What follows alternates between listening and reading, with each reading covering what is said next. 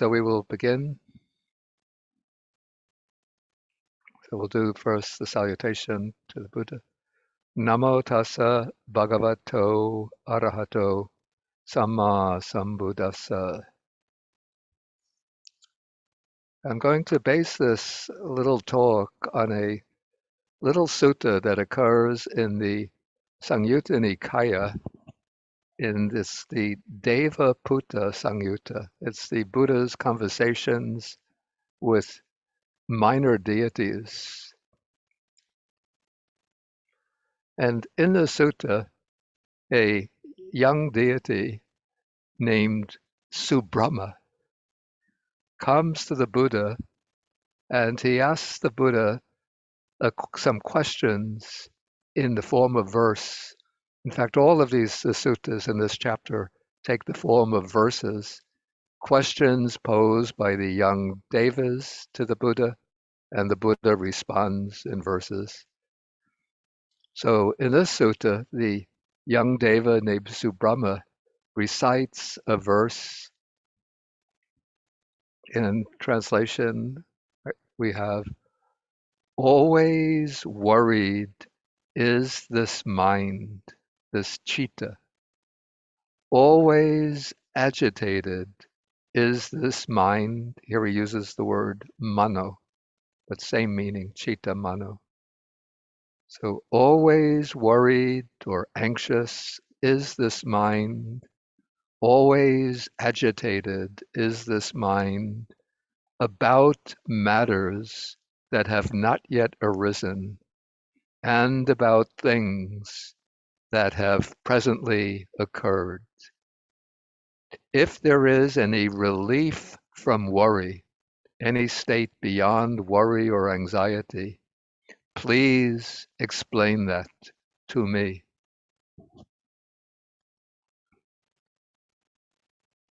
And you can see that I find it so interesting that here we have a deva, a deity from the heavenly world, coming before the Buddha, and he's explaining or stating just so clearly, so simply, and in a way so poignantly, the core problem at the heart of human existence. And I think we could see this maybe through our practice of cittanupassana, as we are trying to examine the mind, investigate the mind. We see a lot of these old sort of habit energies come cropping up to the surface in the form of worry about this, worry about that, worry about things that have not yet occurred that we have to do in the future, or regrets about things that have occurred, or sorrow about things that have occurred that we can't change anymore. And so the mind is caught up in this sort of net of worries, anxiety, agitation. We call this agitation. And the worry, the agitation could apply, according to the verse, about things that have not yet arisen. So since we're living in a net of time, we are temporal beings living in time. So we're facing the future. Our minds are always directed to the future. And so when we look ahead to the future, the mind is worried or anxious, distressed about what might lie ahead in the future. And so we always have to plan what we're going to take care of in the future. Oh, I have to do it this way. I have to do it that way. And so even though the events that demand a response have not even yet arisen, not even become manifest, but we're thinking, if this happens, what am I going to do? If that happens, what am I going to do? And so in this way, the mind is sort of whipped up into the state of anxiety, worry, or agitation about things in the future. And then about matters that are current, that have already arisen. Again, we're worried about them, anxious about them. How am I going to handle this task? How am I going to handle that task? Oh, I have to give some classes starting next Saturday. I have to give my regular classes. What text should I take? How am I going to organize my presentation? Um, and I get invited. I have to give a lecture here. This one has sent me an invitation to give a talk. What should I reply? Maybe can I kind of try to avoid it in some way? And so we're always thinking about future things, about present things. Oh, I have these tasks that have to be performed here at the monastery, this or that task. So that is the way the mind works. And there's maybe some of you who have had some acquaintance with philosophy. Um, One of the most prominent German philosophers of the 20th century, his name was Martin Heidegger, and his early major work was called Being and Time. It's like a 400, 500 page volume written in very thick, dense philosophical language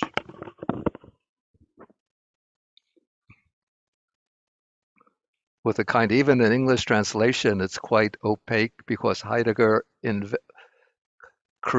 invents in many new words in German by combining other words. And in this major work of his, Being and Time, he raises the question, sort of the question that's the driving theme of this treatise, is the question: what is the essential feature of human existence?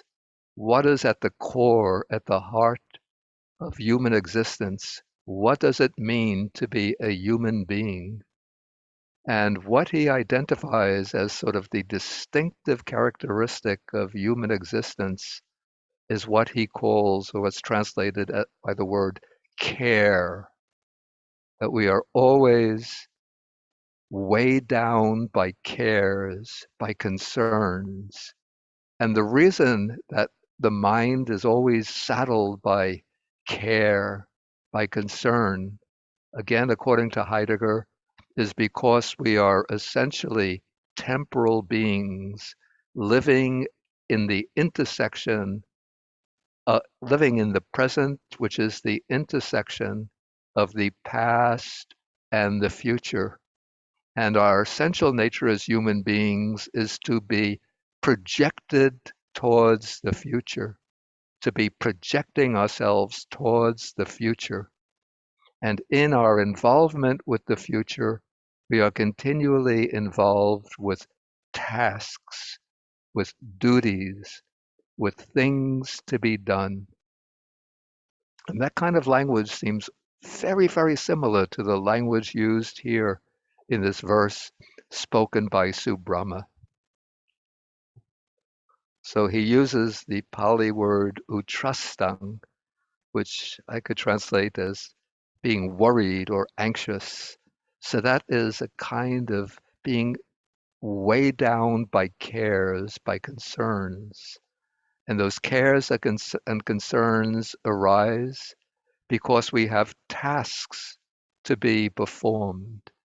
We are projecting towards the first, we're entangled in the present. And because we're entangled in the present, we have many responsibilities that fall upon us coming from our past commitments. So those past commitments continue on into the present. And so we have many tasks that we have to take care of in the present. And then we are always moving towards the future. And so we have many tasks, potentially many tasks, many that we don't even know about, many that we can't foresee. But we are, because it's the nature of the untrained mind is to imagine the future, to construct future scenarios. And then we start worrying that we won't be able to fulfill the demands that are placed upon us. And then we get carried sort of way down, burdened by worry. We become anxious. The mind becomes agitated. So that is the nature of the human mind. And the human mind is way down by worry and agitation because we have countless tasks to perform, and we can't foresee with any certainty what the outcome of our decisions are going to be. I might decide to take one course of action, and then if I'm a worrisome type of person, if I take course A, I see all sorts of problems and difficulties lying ahead of me. So course A will lead to one cliff that I'm going to fall over. And then I start to consider the alternative. So instead, maybe I should take course B. And then when I consider course B, that's going to lead to a swamp. And then I'll find my to a swamp of what is it called? Quicksand. Then I'll find myself being dragged down into a swamp of quicksand. And so sometimes the mind can become so conflicted by the choices that are facing us and by the worries that we entertain in the mind that we become mentally paralyzed, not able to make useful, beneficial, meaningful decisions. And so the Deva, who's really speaking for human beings, is asking about what is the relief from this worry and this condition of worry and anxiety? What is the state where we're beyond worry and anxiety? And nowadays, in our living situation, I have to say, in this country particularly, there are just so many things to be genuinely worried and concerned about, so that there are always danger of robberies, and so we have to have locks on our doors, and there's so many guns floating around in this country, in the United States, people with guns who are using them irresponsibly, people who are mentally disabled, mentally unstable, who get their hands on guns and go into just out into public places and start shooting innocent people. And so the level of worry and anxiety just increases. Okay, so now the Deva is asking if there, he says to the Buddha, if there is any relief from worry and anxiety, please explain that to me. As long as we are living as human beings, there's no way to completely get beyond dangerous situations. Even if we manage to live safely and securely, we're always facing the prospect, inevitably facing the prospect of old age, very likely the prospect of illness, falling sick with various illnesses.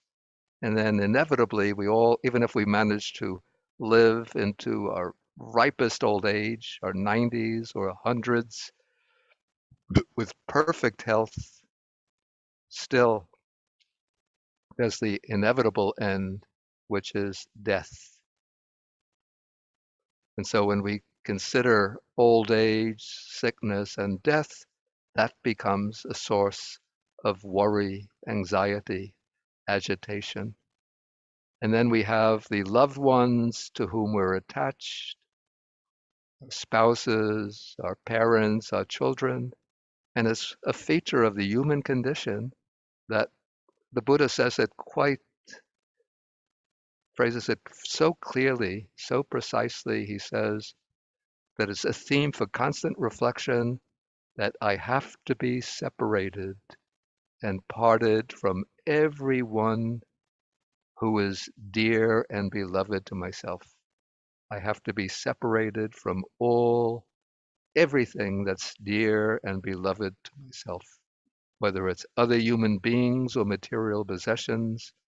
All of those are subject to perishing, to pass away, to destruction. And if we hold to them and cling to them, expecting the relationship to last forever, then when the parting takes place, we get overwhelmed by sorrow and grief. And even while we're maintaining the relationship, because of the clinging and attachment, there's an underlying current of worry, anxiety, concern. So it's always beating in the background. It's a little bit like if you listen to a jazz, say a jazz quartet or a jazz quintet, you don't clearly, distinctly hear the sound of the bass playing, but when you're following the jazz composition, you always pick up the rhythm of the piece, and what is guiding the rhythm is the bass that's playing, the bass and the drums. And so that sort of the beat, the rhythm of worry, concern, anxiety, care is so often beating in the background of our outer activities. So we might go out to a party, go out to a restaurant, go out for some entertainment with friends, and we're cheerful, happy. But then sometimes just in those quiet moments when the laughter subsides a little bit, when the entertainers take a break, they kind of sometimes we just look around the room and then those thoughts of worry, anxiety just pop up into the mind, even just momentarily, and then vanish. But it's always there in the background. And one of the tasks of doing the Chittanupassana is to bring that kind of concern out into the open so that we could see how the mind is constantly flitting, thinking about the tasks that we have to perform today, what's going to happen at work tomorrow, what are my plans for next week, and so on, or else long into the future. What am I going to do for my work next year, 2 years from now? What am I going to do when I retire? Now I'm retired. What do I do with my time to make it meaningful? So many of these stressful, anxious thoughts coming into the mind. And so the deity Subrahma asked the Buddha if there is any relief from this worry, from this anxiety, please explain it to me. Then the Buddha answers, and he gives a pretty strong answer.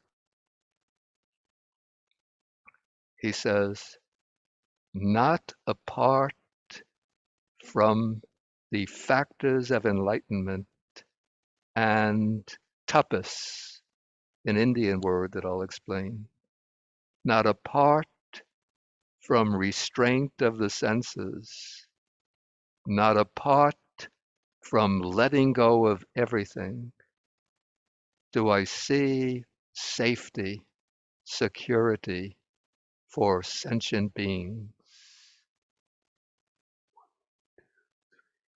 So here the Buddha mentions four things in this simple little verse, which are the key to finding relief from this worry, concern, anxiety, and agitation.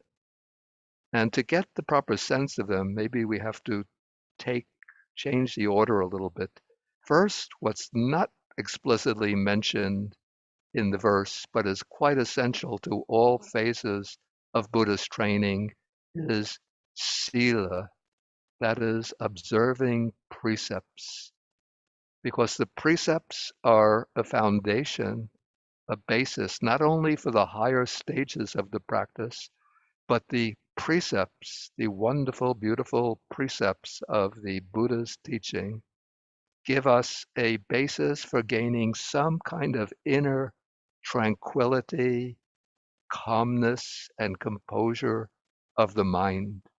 Because when we act contrary to the precepts, if we act violently in our relations with others, inflicting physical harm on them, even taking life, or stealing, misappropriating the belongings of others, engaging in different types of sexual transgressions against violating our pledges to a faith of fidelity in our relationships, if we become habituated to speaking lies, using intoxicants, engaging in other kinds of unethical behavior, then that unethical behavior creates some undercurrent of restlessness and distress in the mind. Even if we haven't formally taken the precepts, so that we're not actually breaking the precepts that we've undertaken, but just acting in unwholesome, unethical ways inherently creates some disturbance, some distress in the mind, because we're inflicting harm and suffering on others. And at some level, we know that we should not be doing this. That we should be acting in ways that are beneficial to others. And so we start with this foundation of ethical behavior, behavior governed by the precepts of not killing or inflicting physical harm on others, not stealing, taking the possessions of others, not engaging in sexual misconduct, not speaking falsehood, not using intoxicants, not speaking harshly to others, not slandering others, and so forth. Then, when we behave in accordance with these norms of ethical conduct, then we can reflect back on ourselves and we could experience some kind of inner joy, inner happiness that at least, even though I might not have mastered the higher stages of the path, at least my conduct is virtuous, is ethical. And by practicing this virtuous ethical conduct, I'm at least planting the seeds of good qualities in the mind and in the heart. By not killing, I'm starting to plant the seeds of kindness and compassion. By not stealing, I'm planting the seeds of honesty. By not engaging in sexual misconduct, I'm planting the seed of faithfulness and of restraint. By not speaking falsehood, I'm planting the seed of being trustworthy. And by not using intoxicants, I'm maintaining sobriety and clarity of mind. So that is the basis for this ultimate security. And the Buddha says that when you observe ethical conduct, when you're grounded in sila, then you can reflect on your conduct and you experience what he calls anavajja sukha, the bliss or happiness of knowing that one's conduct is blameless, that nobody can find a genuine ground for blaming or criticizing you for being an immoral, unethical person. And, when you look at our society today, it's really shameful that I would say even the pharmaceutical corporations and the executives, maybe I shouldn't get into this, of the pharmaceutical corporations who are refusing to release the formula for producing the COVID vaccines to so-called developing countries, countries in Africa and Asia, to Eastern Europe. Say even they are responsible for the deaths, needless deaths of so many, maybe hundreds and thousands or millions of people. And not to speak about so much white collar crime takes place with corporations gobbling up other companies. When you, especially even the way these millionaires and billionaires rather than fulfilling their responsibility of paying their fair share of taxes, they put their accumulations of money into these tax havens, these small island nations, and then they get away with no taxes. That's a kind of stealing. Okay, so when you observe the precepts and live in accordance with the precepts, then you can feel a kind of wholesome pride, a sense of inner dignity, even if one doesn't gain deep samadhi or high deep insights, but you are a person of ethical integrity, somebody who's truly worthy of respect. And that should be a cause for happiness. But now, coming to what the Buddha mentions, after observing the Sila, now we come to the higher training where he mentions restraint of the senses. So, this is the step, a critical step for developing samadhi and insight knowledge, to draw in the senses from their entanglement in the sense objects.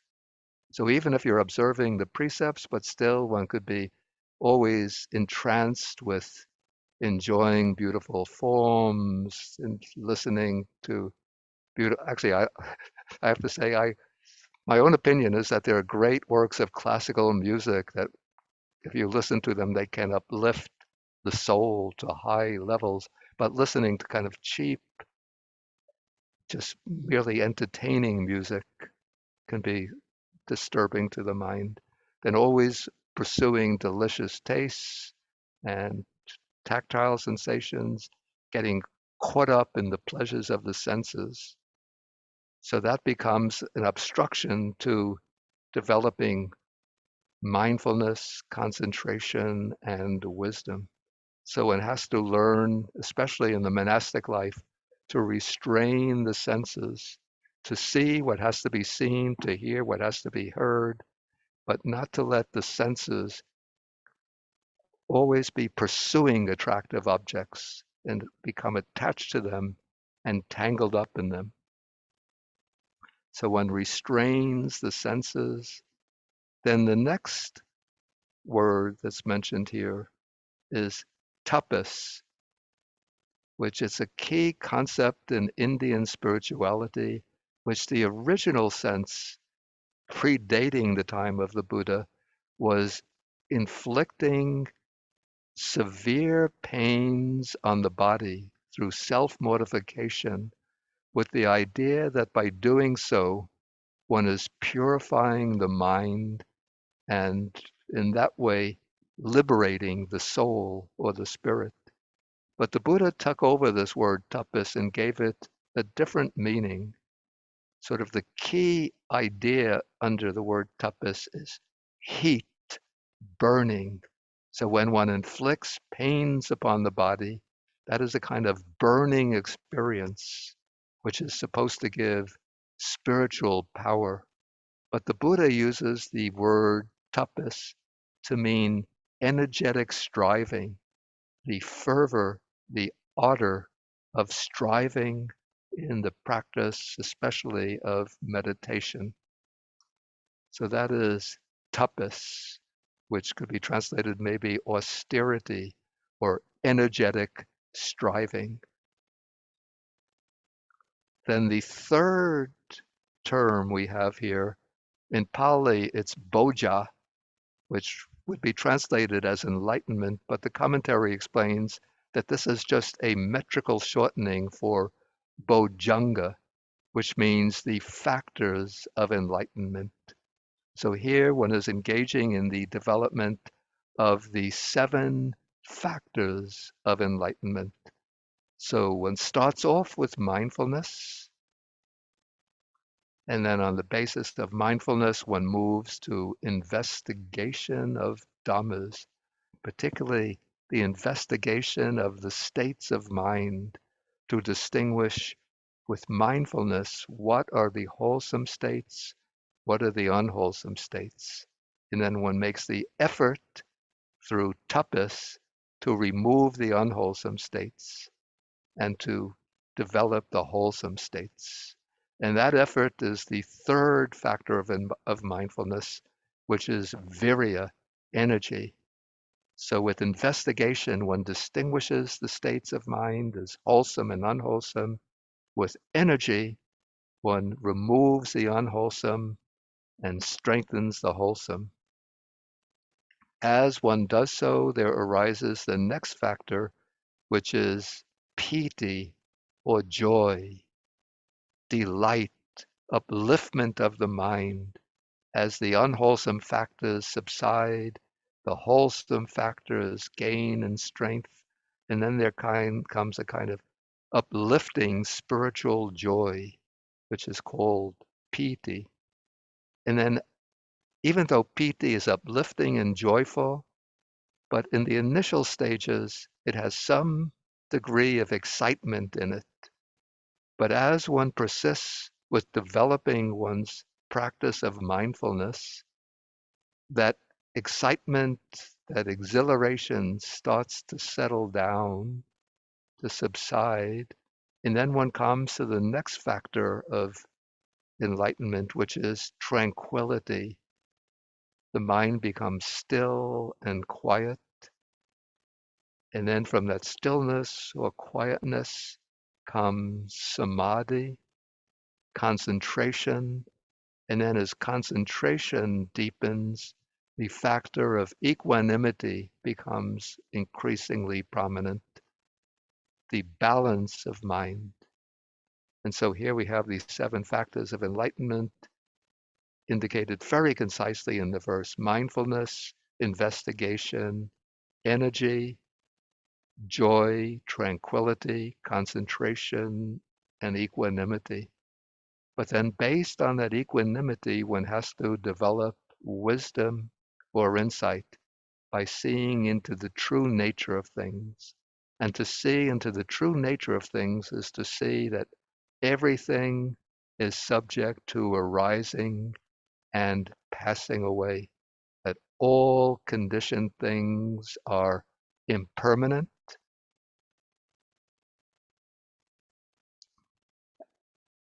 And not only are they impermanent in the sense of rising and passing away, but they're all the sort of the distinctive mark of impermanence is the passing or the cessation.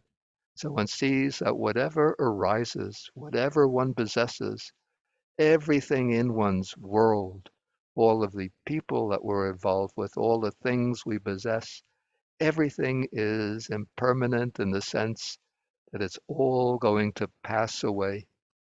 Everything will fade away. And when one sees into that impermanence, the cessation, the fading away and vanishing of everything that one might cling to, then there comes an increasing detachment from them. Not a kind of cold or indifferent detachment, but a calm, tranquil letting go of everything. The letting go that comes from wisdom, from insight, so that one can live in the world. One doesn't escape one's tasks or duties, but one lives in the world without that oppressive care and concern, without the weight of worry and agitation. And that, the Buddha says, that that is the state of safety, of security for living beings, the ability to let go of everything and to float in the world happily, living happily in the present, but without that clinging attachment. Of course, that's a very high level of achievement, but in our own day to day life, we have to learn to let go of our attachments little by little, wearing them out by understanding that first of all, that all the people that we're attached to, everything we're attached to is has the nature of impermanence. And we too eventually have to pass away to leave this life, this body behind. And when we have that clear perception of the inevitability of passing, of separation, then we can enjoy our relationships. It doesn't mean that we become completely detached like a stone. We enjoy them, we can appreciate them, we can cherish them, but when it comes time to let go, we're able to let go. And we can undertake our duties and responsibilities, but we do so with a clear mind, with a peaceful mind, doing them happily, not worried whether we're going to succeed or fail. We can recognize sometimes we'll succeed, sometimes we'll make mistakes, sometimes we fail, but we're open to learn from our experience. In that way, we can gradually develop more skills and maybe new skills and maintain a peaceful mind in whatever we're engaged with so that we perform our tasks, our duties, but without this obsessive concern with the results.